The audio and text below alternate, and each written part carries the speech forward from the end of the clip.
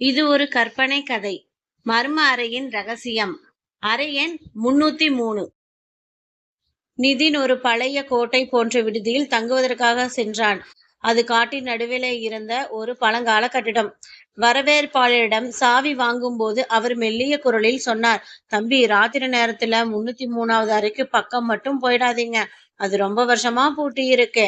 நிதின் ஒரு மர்ம நாவல் எழுத்தாளன் என்பதால் அந்த எச்சரிக்கை அவனுக்குள் ஆர்வத்தை தூண்டியது. அன்று இரவு 12 மணி அளவில் நிதின் மெதுவாக 303வது அறைக்கு அருகே சென்றான். உள்ளே சென்றபோது அந்த அறை மிகவும் சுத்தமாக இருந்தது. மேஜை மேல் ஒரு பழைய டைரி இருந்தது.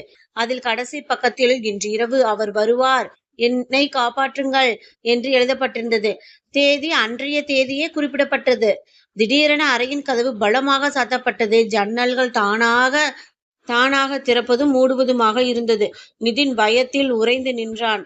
அந்த டைம்ல கண்ணாடியில ஒரு உருவம் தெரிந்தது. அந்த கண்ணாடி உருவம் மெதுவாக கண்ணாடியை விட்டு வெளியே வரத் தொடங்கியது. அதன் கைகள் நிதின் கழுத்தை நோக்கி நீண்டன. நிதின் அலறிக்கொண்டே கதவை திறக்க முயன்றான். ஆனால் கதவு திறக்கவில்லை. திடீரென ஒரு சத்தம் கேட்டது. "சார், சார், எந்திரிங்க." கண்களை திறந்து பார்த்தபோது நிதின் தன் அறையில் இருந்தான்.